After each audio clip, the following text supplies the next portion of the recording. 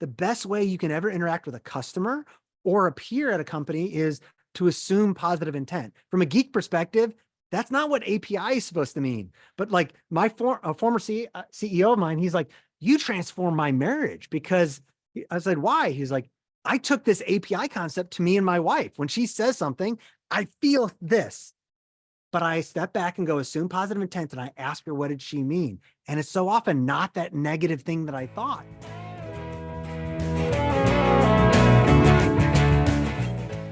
Welcome, I'm Kandas Rodarte, and this is Gratitude Geek. And this week I am joined by keynote speaker and chief marketing officer of Easy Home Search, Kurt Uhlir.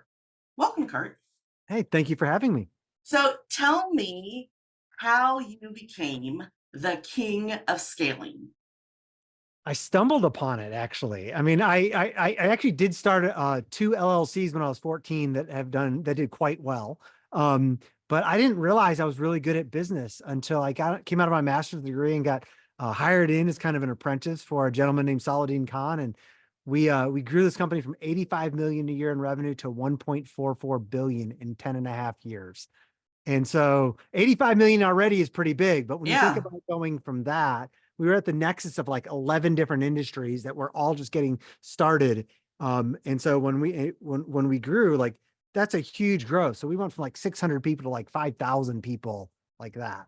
in 10 years. So that's 100, that's 50,000 people a year. Well, I mean, in that case, like the revenue growth was kind of the main thing because we were a SaaS and data platform. So we think back for those of us that have some years on us, MapQuest or Garmin devices, none of those actually made their own data. We were the data provider, the big 800-pound gorilla in the world that collected data in like 120 countries. And so whether it's a car navigation system in Alexis or Microsoft Flight Simulator, if it was based on spatial data or real-time traffic data, it was using our data in anywhere in Europe, almost anywhere in North America, Asia. And so MapQuest was this small at the time. And now we think about logistics and video games and car navigation systems or Pokemon Go, all of which uses that data. So it's kind of technology finally got there and we were at the right place. So, okay, I want to fast forward to today because there are several different, I had no idea we were going to talk about mapping, but let's talk about mapping. There are several different mapping apps out there that have different results. Some of them Yeah. suck and some of them are, but none of them are perfect. Why don't they talk to each other? Because it's proprietary data. And so there's a lot of money in owning the data. And so like Google that owns Waze and stuff doesn't want to share data with that company that I was at, which is now called Here Technologies. And none of them want to share data with Apple. So they all get actually some data from the US government, but the US government doesn't even collect it. They license the data. When I was there, they paid us probably, I think it was $100 million for a snapshot of our data to be able to basically open source it to people. And so you can go get free data, but it's not really free because somebody else has paid for it, the government, and therefore our tax dollars. So, but there's so much money in owning that data. Because think about it, like the road outside of your house has like 150 attributes. It might have 7 different names. It has an official name, a post office name, a memorial name, what happens when something changes. And then with all the cars now, like somebody's mapping it, they're driving a car to map it to millimeter level accuracy so that your car can self-drive down it. Oh, no, I don't even want, you know what? I'm going to completely avoid The much more fun things for me is like, that. that's what the company did. But I was sitting there going, I have friends in the video game industry and I know how they're building stuff. And I got to know Dave Jones, who started Grand Theft Auto and Rockstar Games that created that. And like, how are you doing this? And he's like, well, they're fake cities, but we literally get like a AAA map and scan it because it's easier than trying to make stuff up. And I was like, what if I gave you some data? And Oh, so we wow. ended up licensing that data first to Microsoft Flight Simulator so that they literally just use our data around the world so that people could drive over maybe not good enough for navigation, but great for a geek or a gamer to be able to Yeah. drive over your house and neighborhood and go like, I live right there. All of us, when we're in an airplane and we fly over our community, we always look for our house. Yeah. If you're lucky enough to actually be able to fly over your house, a lot of these paths don't take you. Okay, so I want to get back to, oh shoot, I forgot what I wanted to get back to. Well, so you mentioned about the king of scaling. We Yeah. we were at that place. That company was like 20 years old when I joined it. It was all printing AAA maps and things before. Technology had finally gotten to a place that the industries all grew up. And so I was at this pivotal role of determining how valuable our data and software was in like 11 different industries. And so we kind of had the car stuff figured out, but then Microsoft or Garmin wanted to start doing watches. And so they turned to me and go, well, what should they pay us to put our data on a watch when somebody's running or hiking or something? And so I was at this place where it was like all of these industries and technology was evolving. And as long as I could keep up and my team could keep up, we kept growing and doing things. And so I took advantage of everything I could. I had no idea what I was learning at that time. And then since then, so I was at that pivotal spot for 11 industries. And so when I finally left, I had no idea. It was like I had been in a management consulting company for like 30 years because I'd walk out of a meeting with Siemens Video that makes that navigation system for Garmin, walk into Microsoft Video Games and walk into FedEx Logistics next. And so you leave from there and you go to a company. We were building SaaS software for scheduling things in social media. And it was just starting. They were one of two companies that did that.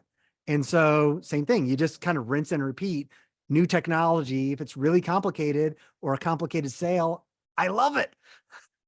Well, and the technology has just come so far. Decades ago, I was a buyer for a chain of retail shops that catered towards mountaineering and extreme skiing. And we rolled out GPS devices. They were so inaccurate. Yeah. You know, the only people who would want to buy them were the ones that were extreme climbing or extreme skiing, right? And they had, I mean, 30 years ago, dude, 30 years ago, that could be Yeah. life and death. And they were expensive and we didn't sell very many of them, but you had to have a couple, right? Yep. And now you have it on your watch. Yeah. And it's Yeah. probably a hell of a lot more accurate.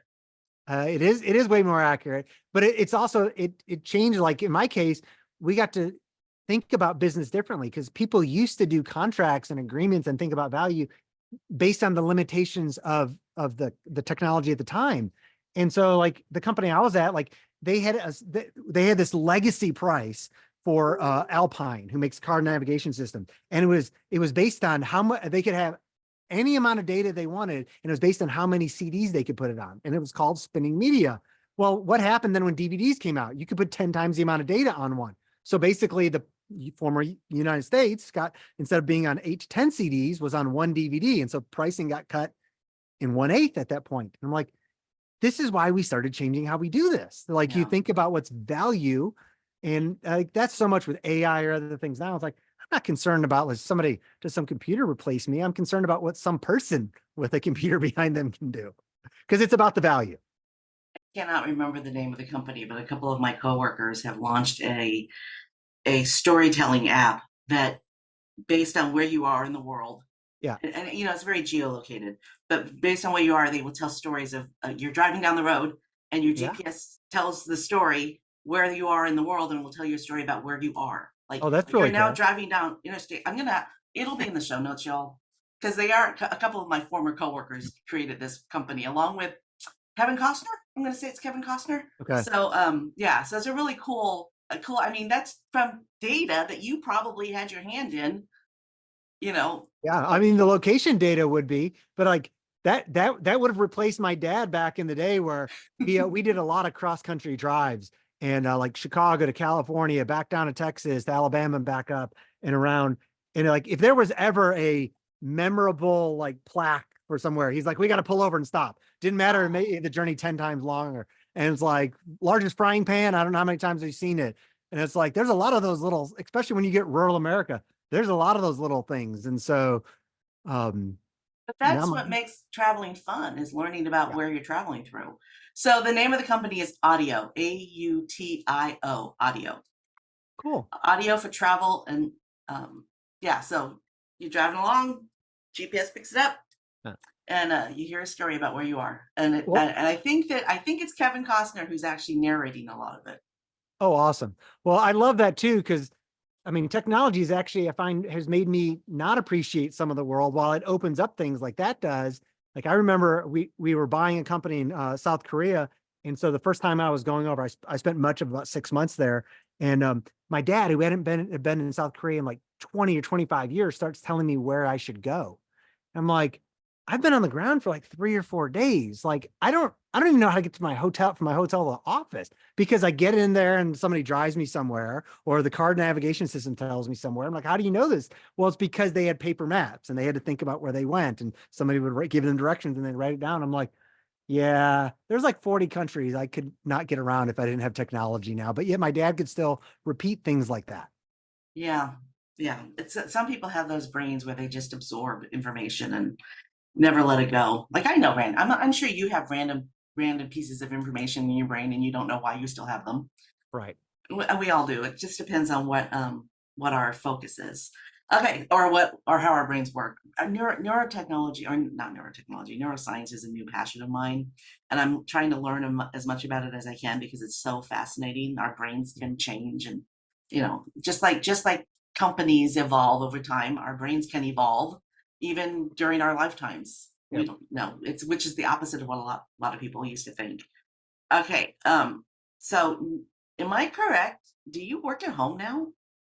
I do. I work from one of our homes. I'm on our mountain property right now. So you have shifted from working in an office to working mostly from home. Mostly from home. I mean, right now I'm a fractional CMO for Easy Home Search and a couple of companies, but I'm not sure there's a number that would pay me to go into an office full time 5 days a week. But I work remote, but not always from home. I think too many people miss this thing that's like the moment a company, there's this little window where it's like you're small enough to have only one office. And then after that, everybody that's not in the office you're in is remote. So it doesn't matter whether or not they're at home or in the second or 70th office. They're still remote. You have to figure out how to work with people when they're not physically right next to you. You have a huge point there that a lot of people miss. Okay, so talk to me about what surprised you most about your transition from working in an office to working from home. I mean, you are sitting on your deck right now. So what surprised you most about that transition? How much more I had to think about my routine and little things in my routine that just happen naturally when you're going into an office, you're going to be around other people, even if you go in an office and close the door. As an example, well, if I was in an office, I might not actually shave every day. But I find if I want to be really productive, I have to shave every day. I usually would have worked out anyways, but I have to shave every day, get dressed as if I was going to be around people. And then I have to wear shoes. And in my case, they have to be closed-toed shoes. I have friends that doesn't take place, but if I was barefoot or in flip-flops, I swear my day might be 40% as efficient at home. Now in the office, I could go in with shorts and a tank top and flip-flops and I've been fine. But there's something about this mental routine that I have to get into a work environment to be much more efficient. How fascinating. And my routine may be different than yours. Is Oh yeah. I always find both people that I have that often work sometimes in the office, but sometimes a lot of time, most of them will work remote. It's part of both interviewing and then afterwards with them hiring, like, do you know what your routine is? I don't need to see your personal routine documented, but you have to look me in the eyes and tell me that you have documented what your efficiency routine looks like. Mm. Well, and I think that's the difference between successful people who work from home and people who just can't do it. I Yeah. mean, I have a system, I have a routine. I have like days that these are the days that I have interviews. These are the days that I work on things. And if I don't get them done on those days, it just throws my total week off. Yeah. But with the shoes, I'm a California girl. Please don't ask me to wear shoes. I don't care if I live in Michigan now. Please Yeah. don't ask me to wear shoes. I said it all depends on the person. I mean, one of the nice things about working remote is even in the office, I focus on results for myself and teams. So my brother is moving from Alabama to Minnesota. He actually flew out, or he left his house at 4 a.m. this morning to go to the airport to drive out. So I was there or Tuesday and Wednesday with him. Well, I'll be working Saturday and half of Sunday then.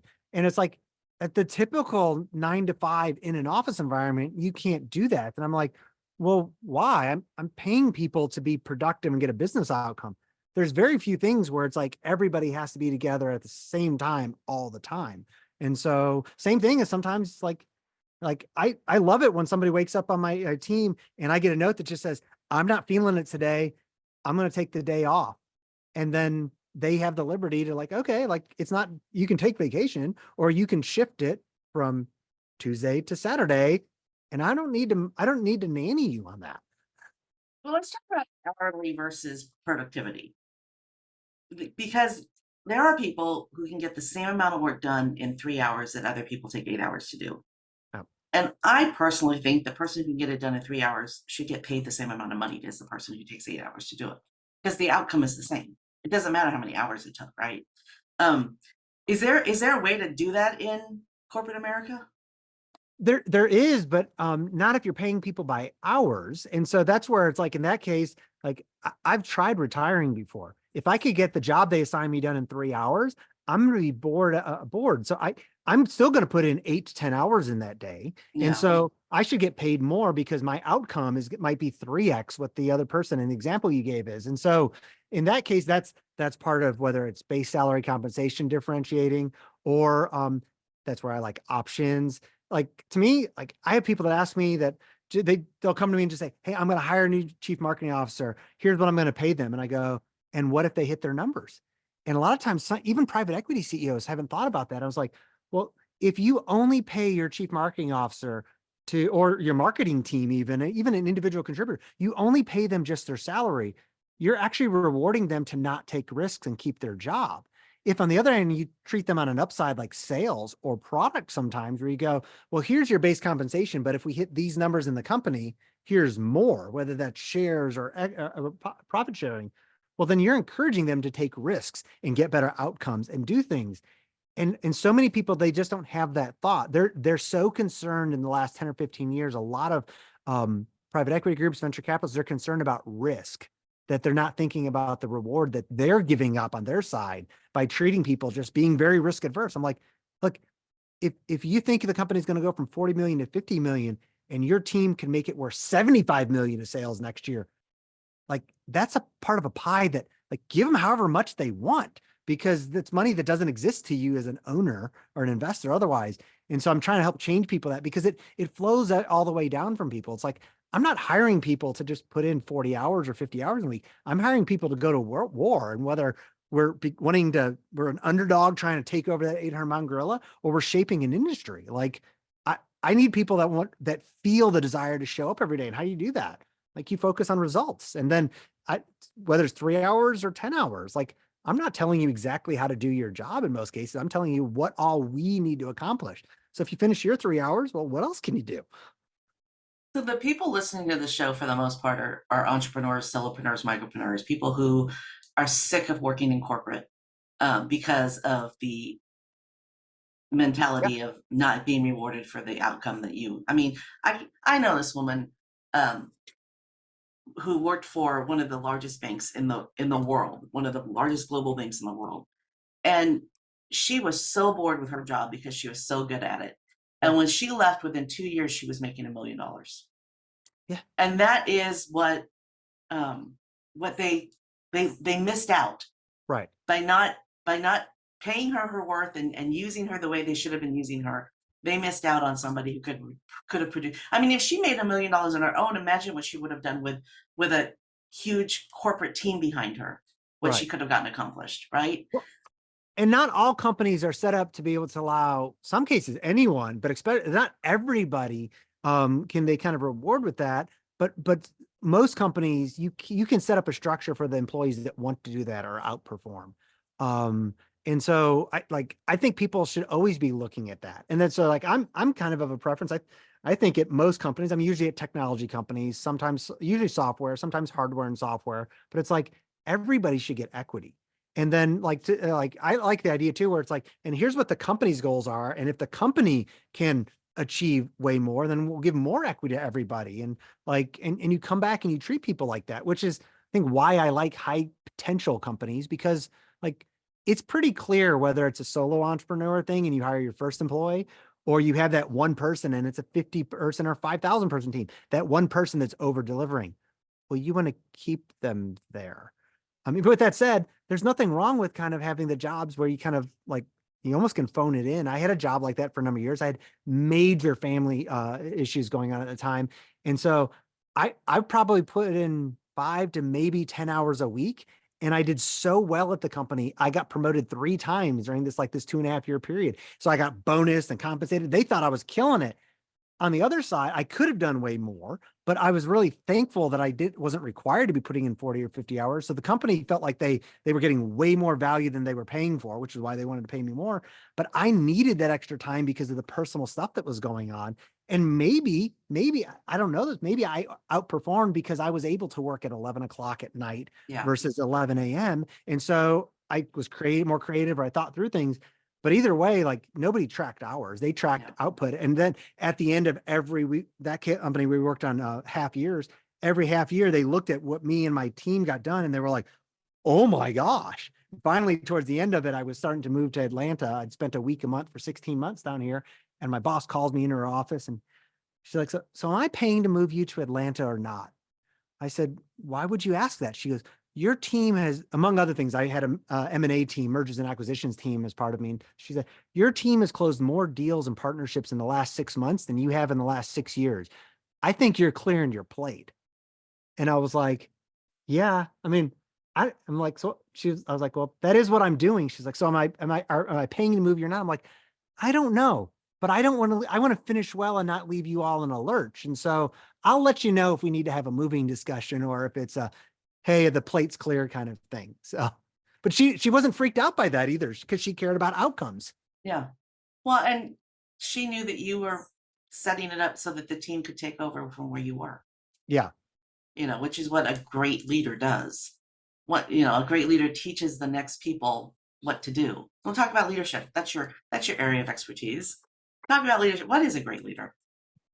Well, for me, I actually say most people that are in leadership roles are not leaders. They're managers. And I Mm, just say that in terms of, for me, um, leadership, I think it is very binary. There's either the authoritative leader, which says, I'm hiring you to do the job the way I say it to be done in the time frame that I say, in the way that I say it, or fundamentally, even if I'm the nicest person, there's the door, you're fired. Or there's a true leader, and this true leader says, look, I'm hiring you to achieve an outcome. And after I do that, I'm no longer, there's a coaching, there should always be coaching involved in there and training people, but my job then is to, one, make sure I pay you, make sure you have resources provided, but my job is to show up every day and see how I can serve you to help you and others better achieve those business outcomes. Now I may tell you, here's the specific tasks I'm giving you, but I'm not the micromanager. I'm going to tell you this is the way I think it should be done. But the moment I hire you from a leader perspective, I have to step back and go, I'm now accepting I'm not going to make some number of decisions, even if it's a cashier. How many times does a cashier at a grocery store interact with a consumer that the manager of the store and the owner of the store doesn't? So that person is making decisions every time they open their mouth, every time they change something out. And it's like, okay, so then there's no way you could micromanage all those decisions. Your only job is to coach and train that person to be better at their job and then trust them to do it well. Or maybe let them go because not everybody is suited for every job. So that's how I kind of approach leadership. It's my job's either to serve the person that I've hired or really to be a micromanager, even if it's the nicest person possible. You're still a micromanager if you're in there at the weeds telling people going, you didn't do this exactly the way I told you to do it. I have a story about that. Many, many years ago, I worked at a very famous company, huge brand, and we put out a catalog, and there was a mistake in it, a product mistake, and it described one of the products incorrectly, but used the description of a more expensive product as Okay. the description of the other product. Ooh. And person, one customer called and said, I ordered X and I got, then that's not what I received. Right. This description, one person, and I was a call center. Uh, it was, we managed territory. So I wasn't the person who managed this. It was the person in the territory. But his reaction was, we'll send it back and we will send you the other one. Right. And everybody on Done. board, everybody in the department was on board with that. Yep. And our brand new boss, who came from a different industry, said, no, we're Yep. not doing that. Everybody, warranty said we should do it. Everybody in the customer service department said we should do it. The sales rep said we should do it. But the new boss from the new industry said no. Only one customer found the Yep. mistake in the catalog of hundreds of thousands of customers. And that was when that company changed. Right. We no longer enjoyed our jobs. Right. I mean, there, if somebody thought they were buying a Camry or thought they were buying a high-end Mercedes and they bought they paid for a Camry, there's some dollar figure where you can't do that. But Yeah. I believe like that's part of empowering your people to do the right thing. My mother-in-law is going through that, something similar with Amazon right now. She bought a gift card for Amazon. And I actually didn't know that the scratch off on the back of gift cards is actually a sticker. And so somebody had carefully peeled off the sticker to get the code. And then they actually, to make it harder on her, they scratched off the last 4 digits of the code, but the sticker went back on. So she bought the $50 card. So they scanned the barcode to activate it, loaded $50. When she went to go use it, it was gone, the $50. And she's had the runaround with Amazon for probably like 3 or 4 weeks at this point. And the kicker to it is she has at least 4 emails from different levels at Amazon saying, we are looking into it. We will get back to you within 24 hours. Not a single time have they got back to her within the time frame. And actually, none of the times that they come back, she just gets another person saying, we're now looking at it. It's Amazon. Now, like you can see what she's purchased, and it's like, it's $50. Like you've spent Yeah. more than $50 in customer support time trying to deal with Yeah. this. And in the end, my mother-in-law has told this story to I don't know how many people. We canceled Amazon Prime. She canceled Amazon Prime. Her bosses canceled Amazon Prime. You just told the story to the whole audience. The Gratitude Geek audience just heard the story. Yeah. Like you could clearly look, is this a Yeah. habit where this account has been buying gift cards and no, this is the first and only case of it. Well, like, is this a scam that's going on across the board? Probably, but like you Yeah. don't treat customers like that in my mind. But that's part of I want to teach people on my teams, whether they're a software engineer at a company or they're the customer support person at a product company. It's like I want them to realize their outcomes that I'm hiring is to help delight customers. We're not trying to get a single sale. We're wanting people to be happy enough with whatever the product is that they're going to tell other people about it. Well, then that starts to change how they should be responding to people. It empowers a software engineer who normally at most companies would never question the product manager being like, you're telling me to build this, but nobody's asking for that. Why? Like that's the conversation where people should have healthy conflict and push back on. But most people don't approach it. They would turn to that software engineer and go, I told you to build this feature. Stop talking and go build it. But no, the better question was to ask, even if they still need to build a feature, maybe they need to know why. And the why will help them think about something else they should build as well. Yeah. Well, yeah. Why are we doing this if nobody wants it? Right. Ugh. You can't make people want something they don't want. Yeah, but it shows up every day for I approach leadership in, like I said, trying to serve, trying to help my people, my team also like find gratitude. But so much I'm very keenly aware of myself. We've all worked for a bad boss or we've had bad family members or something. So we've had these toxic environments. And so I had shirts made at a number of companies where on the sleeve it says assume positive intent. Like the best, especially remote, the best way you can ever interact with a customer or a peer at a company is to assume positive intent. From a geek perspective, that's not what API is supposed to mean. But like my former CEO of mine, he's like, you transformed my marriage because I said, why? He's like, I took this API concept to me and my wife. When she says something, I feel this, but I step back and go, assume positive intent. And I ask her, what did she mean? And it's so often not that negative thing that I thought. And I'm like, well, that's how you have to interact with people. And so teaching people gratitude, teaching people to assume positive intent and then step into something. Well, what does that look like on the corporate? I mean, I know what that looks like on a personal level, but what does that look like? How do you make a company grateful?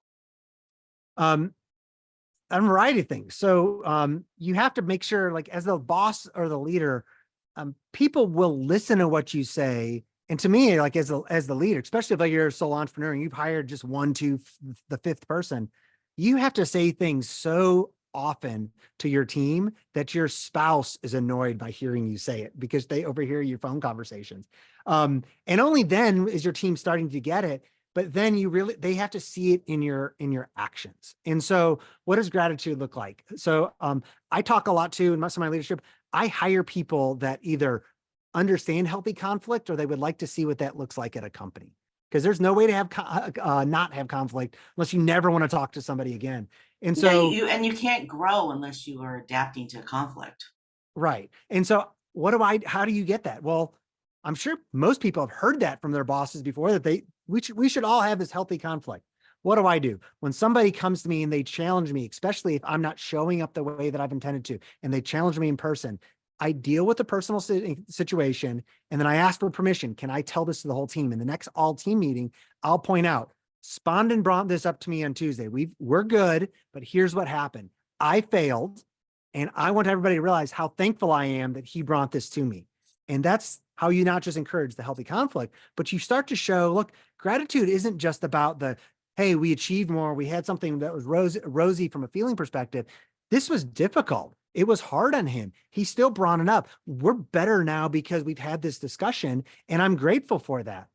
Now, usually what I won't do is to say that when that happens, I use something called thanks, without the A, because it's a Web 2.0 company. You have to take vowels out of sound. But thanks allows me to go spend $5, $20, $200 and send a physical something to somebody, or a gift card. So it's like, oh, well, here's a gift card for a local restaurant for you and your wife to go and do something with. Or we're pushing hard in the team, and so everybody gets a gift card to Domino's to kind of go do.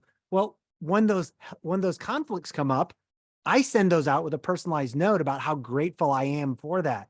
And it kind of short circuits people's brains, because we're used to, and in Western culture, we only usually are grateful for things that feel good. I'm like, actually, no, this gets me to more what I would like us to be as a team. So even if it didn't feel great, I want you to know I'm grateful for that. And then I encourage people to share things like that as well back. And so you start kind of getting this rock rolling down the hill kind of thing, where people start sharing things that aren't just wonderful, but they start thinking about gratitude differently. But you have to do that without making it hokey.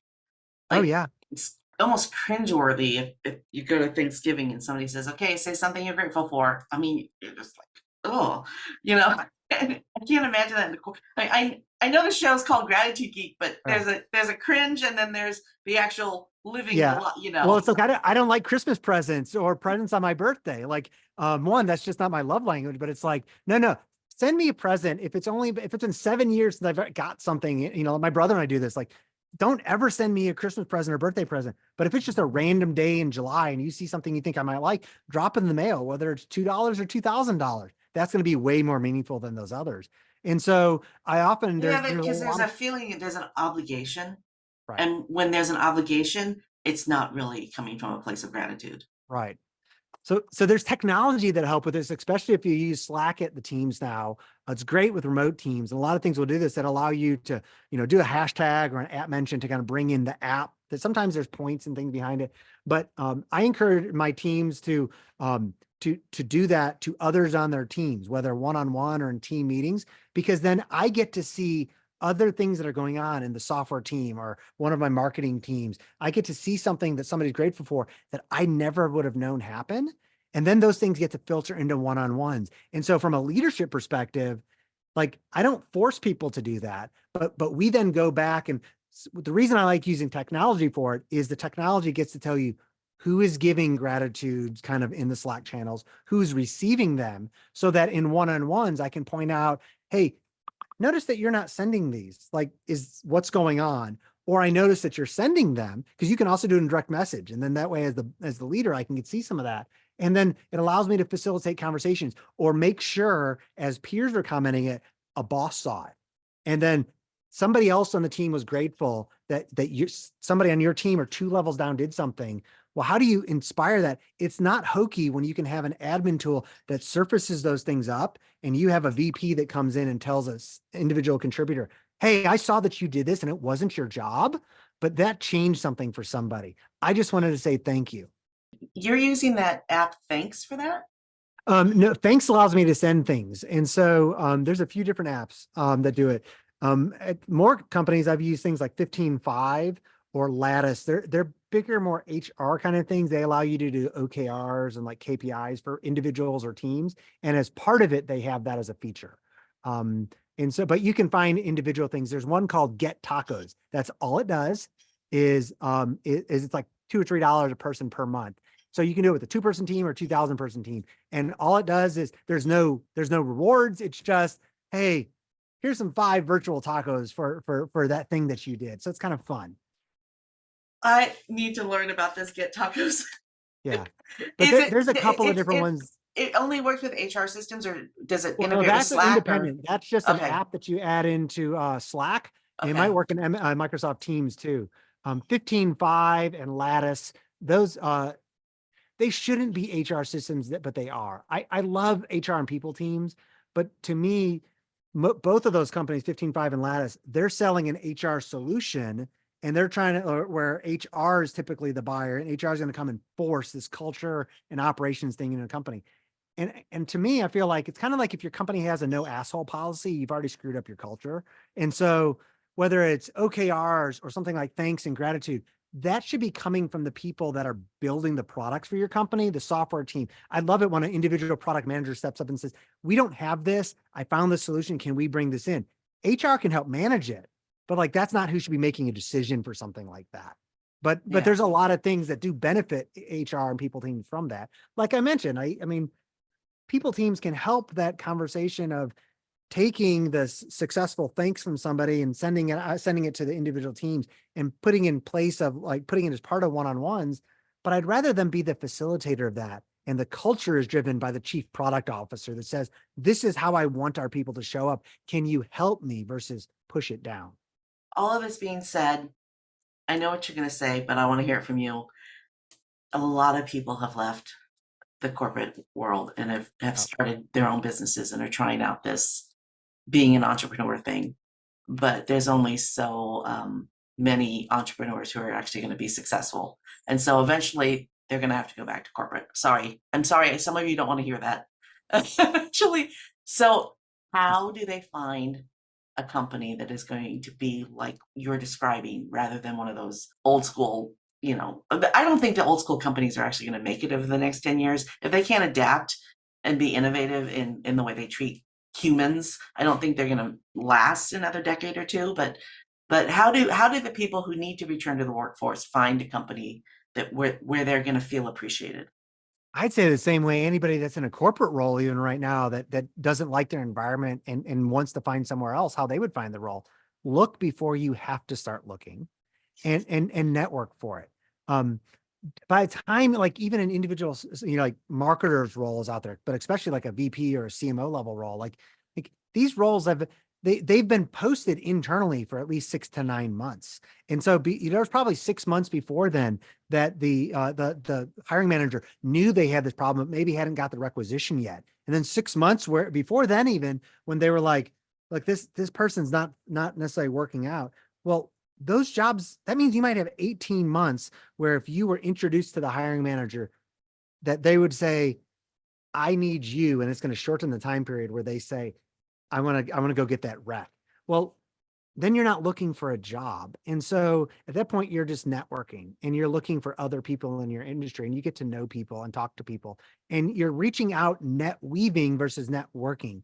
So networking is selfish to me. So many people, we hate networking, especially introverts, which is like 70% of the population anyways, because like we've all handed our card or virtual thing to somebody and they go, well, you can't help me. And they kind of basically in their mind, you can see their eyes go, I will never call you or respond to an email. Well, net weaving says, like, I'm not trying to get something out of you. I'm meeting you at a conference, or I'm asking for introductions to people at these companies because one, I might be getting a job at some point, but I'm looking for, is there something I could help you with? I like what you're doing, or I'm trying to learn something.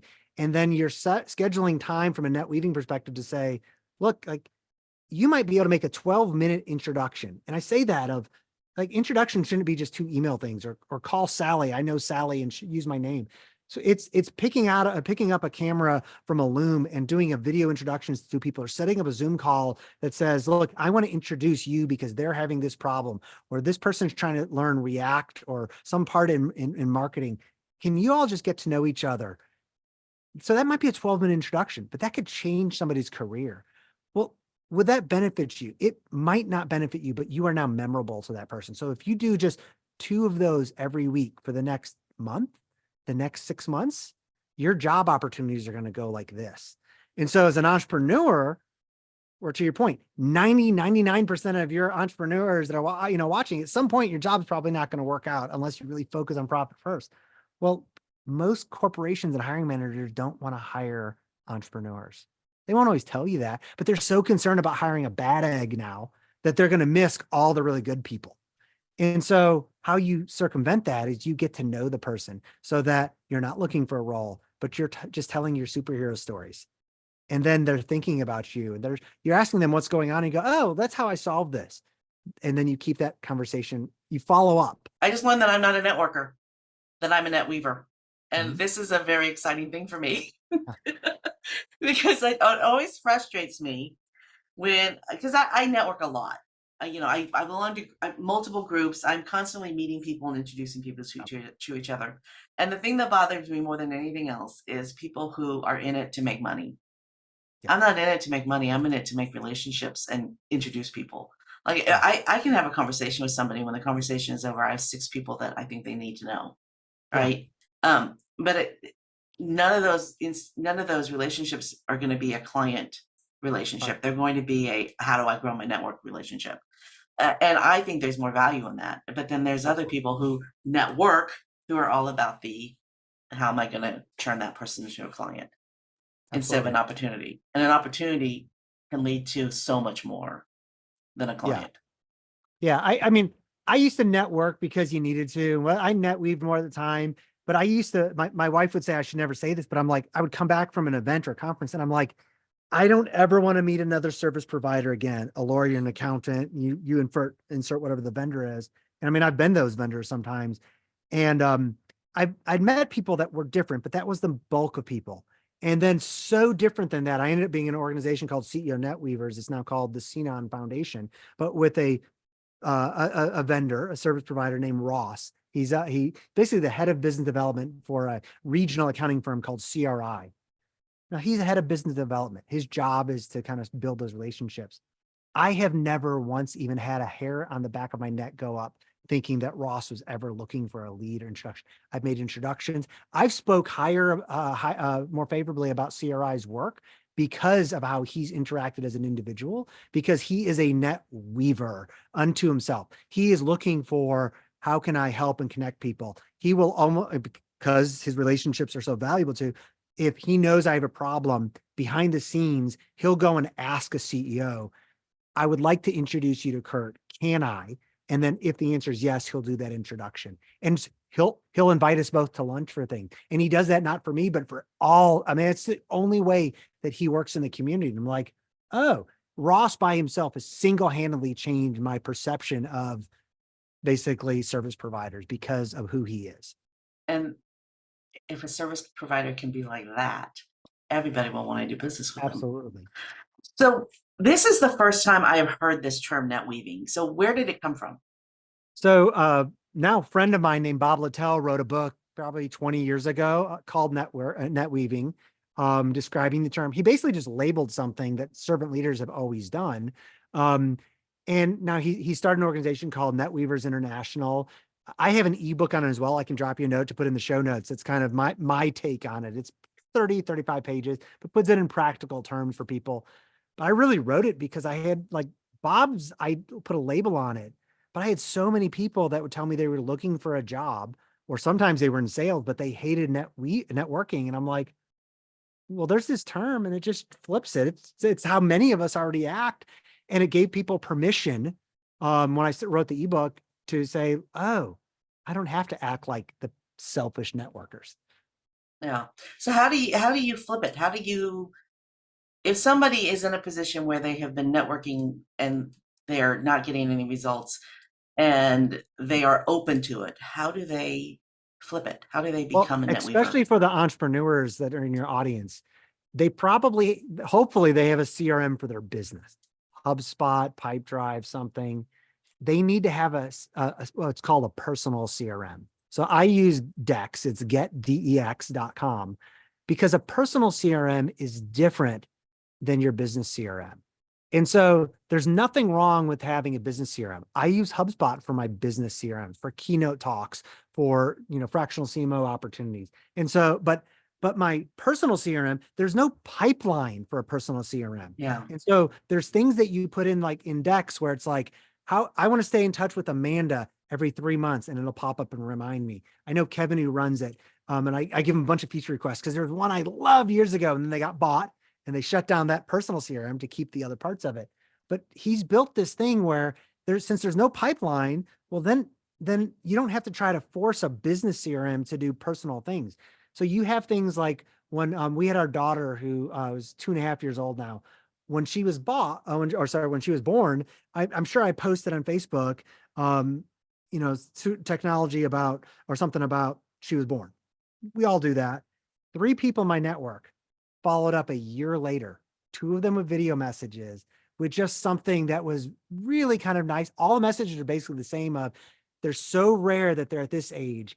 I know you can make more money, but you need to really be intentional in taking time to spend it with her now. You'll never get it again. 2 video Yeah. messages, one by text. And how did they remember that? Because nobody would capture that into a business A CRM. business You CRM. might, Yeah. and even if you put in a note, there's not like a reminder. Well, they went into a personal CRM and they set a task reminder to follow up every year. So the next year at two of them followed up with me. Then a couple weeks after, the third one followed up again. And just as a, hey, your daughter's probably about 2.5. I wanted to see how things were going, blah, blah, blah. Like they're not trying to sell me on anything, but they're staying top of mind. And so getting a personal CRM allows you to start to capture things like that. Dex happens to pull in, it'll pull in Facebook Messenger, comments on Facebook, text messages. They're adding the most recent message on LinkedIn. So it's like anywhere you message people and then just pop up with a reminder for you. And so since it's not built like a HubSpot or a Salesforce, you just interact with it differently at that point. As a entrepreneur, there are so many different things that you need. I have 2 CRMs, one for my podcast and one for I use HubSpot for my business. Yeah. HubSpot has so many, it's too robust for a solopreneur. It's got too many features, but it had 2 features that I couldn't find anywhere else that I needed. Yeah. And then there's MailChimp. But the thing that I can't do that I was trying to build for myself in Notion was exactly what you described in Dex. So I will be checking that out. Yeah, I love Dex. There's a couple of others out there, but it's like $150 a year. It is by far the best $150 that I spend on anything, Yeah. including air conditioning living in the South. I'd rather spend the $150 on Dex because it takes things out of my mind. And then when I have an interaction with somebody or I see something on Facebook, I just on my phone or I usually have it up on a tab, just lets me go add something, set something there. And then I just find like same thing as using Trello or Asana for our work projects. My head, if the RAM gets full, then I just kind of lock up. And so I need a system that will take those little things out. Otherwise, I'm always trying to keep everything up here and I need to just put it somewhere else, Notion or Asana or something. Yeah. Whatever tool works for you. Yeah. Notion just happens to be the one that works for me. It's not as it's got a little bit more robust than like Trello and Asana, but not as complicated as Airtable. Yeah. Everybody, I think the key for me is technology should amplify what you're trying to do and who you are, and they shouldn't restrict you. And Yeah. so like I use HubSpot because the price is right. But like I may be changing shortly to Pipedrive because they've advanced so much more because they've tried going after real estate, which are all solo entrepreneurs, they're all 1099 contractors, that I'm like, oh, maybe I do want to, maybe it's worth me kind of paying to shift back off of there. Because to your point, HubSpot is a little complicated, but it's amazing because I spend so much of my time net weaving. Well, I'm not looking for keynote role, but I stay top of mind to people because I spend some time and I steward some time to see how I can help others. Well, then it keeps me in top of mind. So somebody will send me a note saying, hey, we're having a conference in Nashville at the City Hall of Fame. Would you want to come be our keynote speaker? Okay. Now it goes over to the business CRM because that's not what I use Dex for. And I don't want to try to force one thing into another piece of technology. So that there is an argument for having multiple CRMs because I was trying to figure out how to combine them, and I'm like, well, I use HoneyBook for the podcast, and it works perfectly. Everything about my pipeline for the podcast is seamless, and I don't want to mess that up. But HoneyBook didn't do what I needed it to do for my business. So, and then again, Honeybook or HubSpot doesn't do what I need to do for those personal follow-ups that you were just talking about. Right. Yeah. So I So look at anything with technology where it's really like, I mean, my approach to marketing fundamentally is remove momentum for people that want to buy yeah. or the people that want to talk about you. And so it's like, that's kind of the approach to good product management, good software engineering, good podcasting and getting out like, okay, is there friction here? Well, if I'm trying to force something into a specific technology, well, then do I just need another technology? Yes. And so like, I love it when I come in, like, I will decide to work with a company or not work with a company if they're using Trello to some degree. Like I can use Asana and other things, but like my wife and I literally manage both properties in Trello. Like, Wow. because we have a column for just errands and buys because you buy different things at Costco. So there's a checklist in a card that's different than Walmart, or different than the grocery store. Well, it's like I'm in there already. Like I'll adapt to the others, but there has to be enough of an opportunity and a reason for me to want to do that. So it's like if you're not using something yet as a company and I'm going to bring in the product tool, let's discuss up front. We're going to use Asana or not. My husband and I have been business partners for 20 something years, 27 years, something like that. And we've never been able to use a tool like that together. Well, we have like We have pieces of paper that we give each other. well, that's anybody who works for me knows. Um, if they work for me, one of their jobs that they get assigned is to ask me how many note cards I have, because even though I try making everybody on my teams use Trello, and I use it a lot, I inevitably take out 3x5 note cards and I'm writing stuff out. And so I hired a gentleman that was an operations manager for me, and he was great. I'd have hired him anywhere, but it was a plus that he lived like 17 minutes away from me because I'm like, I need the threat that you could drive to my house and tell me you're just going to take the 3 inches of note cards and go enter them in something that will force me to go enter them in. And so periodically people ask, especially if I'm not giving them outcomes that I want, how many note cards do you have in your desk or post-it notes? And I'm like, enough that I feel shame because you asked me that question. No, I love that you know where your weakness is. It's Yeah. important. All right, we need to wrap up. So, Kurt Euler, this is your moment of gratitude. For whom or what are you most grateful? I'm most grateful for my wife. So she takes so much stuff off of my plate and asks me where I'm stressed and why I'm stressed. And as a guy, I typically want to hold on till I figured out how to solve something when I can't do it with anybody, but it is very helpful to have that transparent, being able to say, here's what I'm feeling about something's wrong, well before I would have actually voiced it to anyone. Thanks for tuning in to Gratitude Geek, the relationship marketing podcast for micropreneurs building genuine, lasting relationships with clients, colleagues, and community. Our theme music is track 14 by Rev Brock and Solely. To connect with our guest, Kurt Euler, head over to the show notes at gratitudegeek.com. This is episode 225. I've been your host, Kandas Rodarte. Stay groovy, my friends. Stay groovy, my friends.